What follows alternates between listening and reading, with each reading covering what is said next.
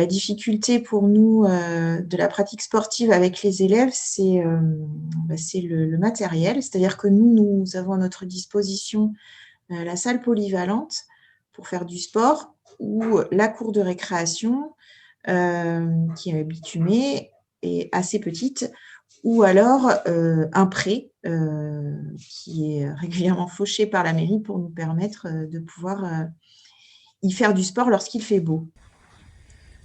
L'enseignant d'éducation physique à l'école primaire, il est hétérogène, le moins qu'on puisse dire, c'est-à-dire qu'il est très dépendant de tout un tas d'éléments, notamment de la prise en compte possible par les enseignants dans les écoles des éléments de programme, des conditions matérielles d'enseignement, de la, comment dire, de la pression ou de l'attention portée par les corps d'inspection autour de l'enseignement de cette discipline, du développement du sport scolaire au sein des différentes écoles, c'est-à-dire à travers l'UCEP.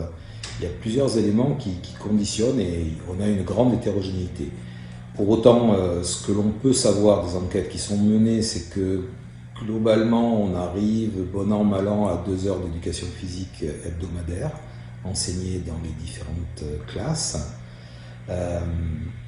Voilà. Alors après, du point de vue des contenus, on est souvent sur une éducation physique qui se veut réparatrice du travail intellectuel, qui vise à réguler les éléments de gestion de classe, et où l'ambition de transformation motrice n'est pas forcément au cœur des préoccupations. Et elle arrive de manière secondaire pour beaucoup d'enseignants, non pas parce qu'ils ne le souhaitent pas, mais parce que la charge est immense et que les formations, notamment, tant initiales que continuées, ne leur permettent souvent pas de mettre cela en œuvre. Là où les écoles sont souvent dénuées d'installations sportives, de matériel et de lieux appropriés.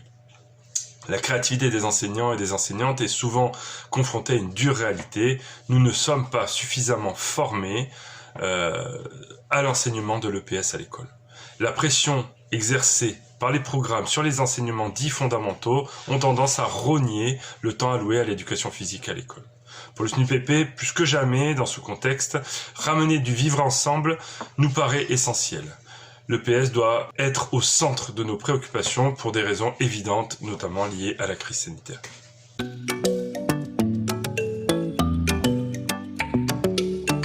Ensuite, un des problèmes que rencontre la discipline dans son enseignement, c'est finalement le flou qui réside dans ce qu'elle représente. Et ce flou est entretenu à tous les niveaux, d'ailleurs, au niveau ministériel, dans la tête des gens, dans la façon dont, d'une manière naïve, je dirais, on aborde ce qui relève des pratiques corporelles, notamment entre l'activité sportive qui se développe dans le milieu associatif et l'activité scolaire qui est une éducation physique autour des pratiques sportives. Et là, à ce niveau-là, on a un flou et une confusion qui est entretenue à tous les niveaux, et notamment qui organise et qui permet l'intervention extérieure dans l'enseignement de l'éducation physique à l'école primaire, notamment dans les communes qui ont les moyens de la payer. Et là aussi, on se retrouve avec des inégalités territoriales très fortes du point de vue de l'application.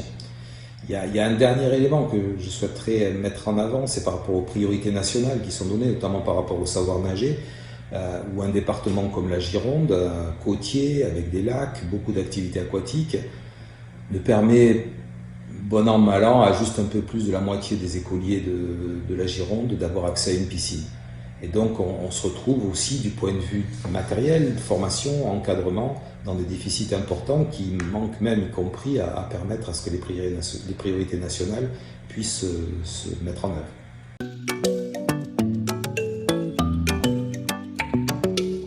L'école vitaminée à l'EPS, on se rend compte que là où les conditions sont bonnes, c'est-à-dire où on a des enseignants volontaires, formés, des installations sportives à disposition, une volonté de l'équipe éducative, un développement du sport scolaire, notamment de l'UCEP, eh bien là ça se passe bien. Et que finalement on observe dans ces écoles-là un fort engouement des élèves, un développement intéressant, des débouchés au niveau culturel dans le cadre des activités extrascolaires, et aussi avec un retentissement souvent étudié dans les recherches sur un climat scolaire qui s'améliore au sein des écoles et qui finalement va permettre aussi de rebondir sous tout un tas d'autres apprentissages. Avec l'UCEP, les élèves, déjà, ils peuvent goûter à plusieurs activités. Ça peut aller du hip-hop, à des jeux collectifs. Ils peuvent aussi assister à des rencontres. Donc, parfois, ils peuvent trouver une activité qui va leur plaire spécifiquement. Et ça peut être un tremplin, en fait, pour s'inscrire dans un club et pour pratiquer un sport. Et puis, je dirais, le deuxième gros point, ce qu'on apprend aussi dans un club, c'est d'apprendre à vivre ensemble. Parfois, ils n'ont pas encore développé cette compétence de vivre ensemble, d'aider, de coopérer, d'arbitrer, de faire avec les autres. Et ça, c'est un gros point que moi, j'ai envie de développer à l'UCEP. Il y a aussi tous les aspects, on va dire, santé, alimentation et aussi développement durable.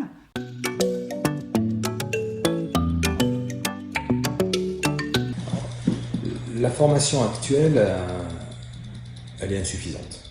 Elle est insuffisante, mais pas qu'en éducation physique. Elle est insuffisante dans le sens où elle ne dote pas les jeunes enseignants des moyens pour non seulement agir pleinement dans l'école où ils vont être nommés, et surtout parce qu'elle ne les dote pas des outils nécessaires pour faire en sorte que les inégalités se résolvent. Pour ce qui est de la formation, elle est quand même quasiment inexistante. On a très peu de formations dispensées par l'éducation nationale. Donc, pour ceux qui s'y intéressent, c'est vraiment sur de l'auto-formation. C'est-à-dire qu'on se retrouve dans une formation qui est finalement réduite à très peu de temps, puisqu'on a une mise en stage en deuxième année en pleine responsabilité, c'est-à-dire qu'il sature la totalité du travail de l'étudiant. Il ne se forme pas pendant ce stage-là, il essaye de trouver les moyens pour pouvoir répondre à l'urgence du face-à-face avec les élèves. Donc cette année, la deuxième année, qui est actuellement de fonctionnaire stagiaire, n'est pas utile ou très peu utile à la formation. Reste la première année, mais qui est très organisée autour des contenus de concours, qui, contenus de concours, sont encore très académiques, ont du mal à se professionnaliser et à permettre, dans le cadre de la formation, à ce qu'on dote les étudiants des outils nécessaires.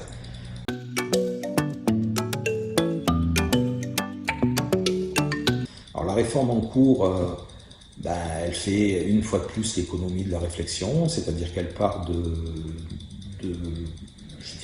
représentation, qui, parce que le déficit dans les tests internationaux montre que nos jeunes sont en difficulté, enfin les élèves sont en difficulté en français et en maths, alors on sature les formations, on tente de les saturer en français et en mathématiques. On est le pays où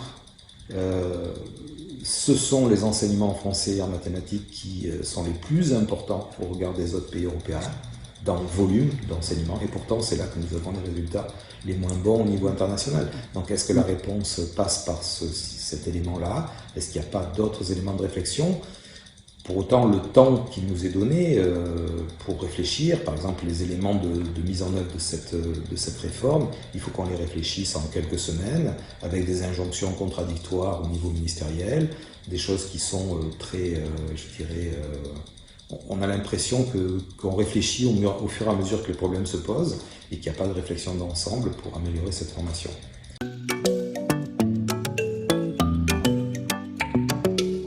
C'est vrai qu'on avait peu d'heures qui étaient dédiées à l'EPS, que dans la formation, il est quand même bien de pratiquer et de vivre les situations qu'on va faire vivre à nos élèves, et que ce temps, il diminue de plus en plus. Chaque année, il est grignoté. Pourtant, le PS, c'est quand même la 3e matière de l'école primaire, et ça, j'aime le redire. Elle n'est pas suffisante, et on ne dit pas suffisamment aux enseignants que c'est un point crucial dans le développement de l'enfant. Du point de vue de l'éducation physique, il faudrait, en même temps, pour l'ensemble des disciplines et pour l'éducation physique, on voit bien qu'on ne peut pas en 2 années former un enseignant et le mettre, y compris comme il l'envisage à nouveau, même en tant qu'étudiant, d'être stagiaire contractuel devant des élèves avec une responsabilité dès le Master 2. C'est comme si finalement on formait un médecin et qu'un chirurgien et qu'on lui disait le premier essai ça sera sur un vrai patient. C'est à peu près du même acabit. Alors on est dans cette difficulté à trouver un continuum qui partirait plus tôt, qui partirait en pré-professionnalisation dès le parcours licence, qui pourrait se poursuivre dans les 2 années de master, mais sans cette prise en charge d'une responsabilité, avec des stages en pratique accompagnée, avec une progression, une progressivité dans les apprentissages qui permettrait d'avancer davantage. On en est très loin pour l'instant.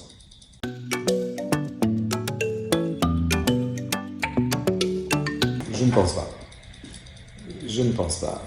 Parce que l'éducation physique est une discipline de l'école et que pour l'instant, sauf à ce qu'il y ait un bouleversement dans l'organisation d'enseignement de l'école primaire, les enseignants de l'école, ce sont les professeurs des écoles. Et que dans ce sens, si, et ça se passe déjà avec l'intervention extérieure qui n'est pas d'enseignants, et bien dans la représentation des élèves, dans la représentation des enseignants, dans la représentation des parents, eh bien ce n'est pas une discipline de l'école. C'est quelque chose qui se passe en dehors, déjà, pas dans les locaux, et en plus qui s'enseigne par d'autres personnes. Je pense que la solution n'est pas là. La solution passe peut-être par des formations davantage ciblées pour avoir au sein de chaque équipe d'école un enseignant davantage formé en éducation physique et sportive, qui soit ressource. On avait essayé de mettre en place ces formations dites à dominante, il fut un temps, qui permettent de dynamiser l'école et de garder et d'organiser l'enseignement de l'éducation physique au sein de la communauté éducative. Il me semble que c'est comme ça qu'on peut avancer avec les limites de formation, avec les ambitions qu'il faut avoir. Mais je ne pense pas que, pour l'instant, tant que l'école primaire est organisée autour de l'unicité du maître et de sa polyvalence, qu'il serait utile, nécessaire que des enseignants spécialisés viennent en éducation physique.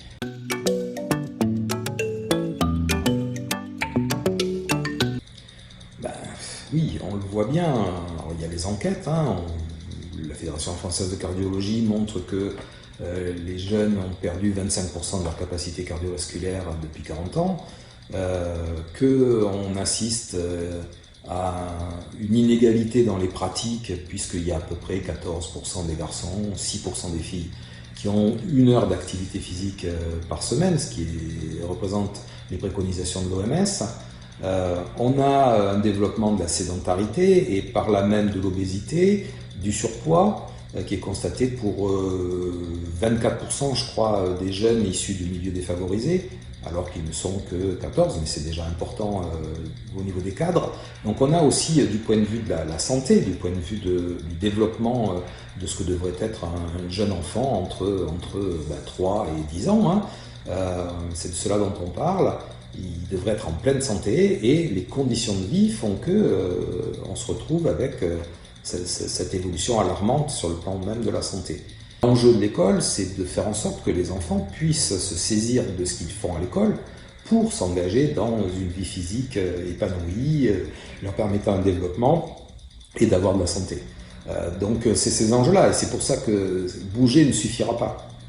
Il y a la nécessité d'y trouver un intérêt, de se développer et puis de faire école autour des enjeux de l'éducation physique. C'est-à-dire que l'activité physique doit devenir un objet d'étude en tant que tel et donner naissance à des apprentissages qui relèvent des sciences, qui relèvent des outils mathématiques, qui relèvent de l'ensemble des éléments qui fondent la culture scolaire aujourd'hui.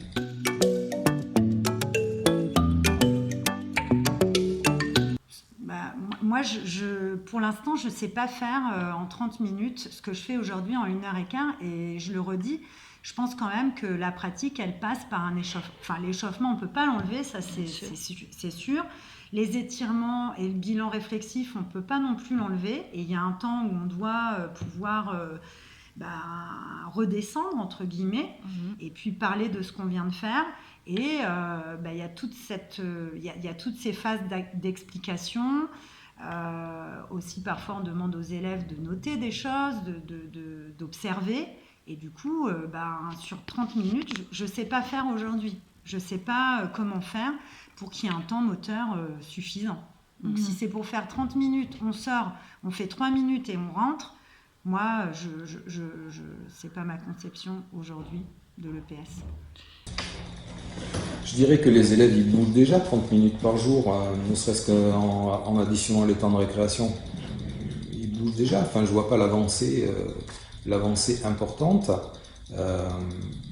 Et ça peut pas être une réponse, même si il va bien falloir s'interroger dans la façon dont ils bougent. Quand on voit les expériences qui ont pu être menées, d'avoir un ergocycle sous un bureau proposé par le ministère des Sports pour faire en sorte que les élèves qui ont besoin d'activité puissent pédaler tout en travaillant en mathématiques, on se rend compte du niveau de réflexion sur ce dont les enfants ont besoin pour se développer, participer à la vie de la société, rentrer en culture et finalement s'engager sur le long terme dans l'activité physique, parce qu'il n'y a que ça qui est important du point de vue ne serait-ce que de la santé. Au-delà même de la santé, il y a les éléments qui constituent la culture contemporaine sur lesquels on doit s'appuyer pour élever nos jeunes de façon à les émanciper de tout un tas de pressions. On voit bien que le monde de l'activité physique est saturé d'offres commerciales qui ne sont pas là pour satisfaire directement les besoins de santé des personnes, mais pour, dans le cadre du marché, faire les bénéfices escomptés sur cette chose. Donc il y a besoin d'éducation. Le fait de bouger seulement n'est pas une réponse, même si on peut considérer que avoir un peu d'activité, ça rendra peut-être le reste des enseignements plus faciles. On est vraiment dans la décompensation, mais on n'est pas dans le fait de forger pour nos jeunes ou de leur apprendre finalement à utiliser leur corps et à se développer dans tous les aspects. La santé n'est pas réduite aux compétences, aux capacités cardiovasculaires. La santé, selon l'OMS, elle reprend aussi les éléments de bien-être physique, moral, social, psychologique, auxquels l'activité physique et l'éducation physique est contributive dans l'éducation qu'elle donne à l'école.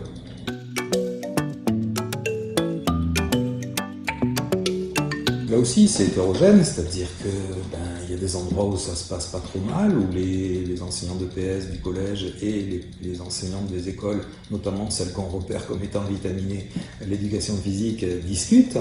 Et on peut voir des constructions, notamment dans le suivi de l'apprentissage de la natation.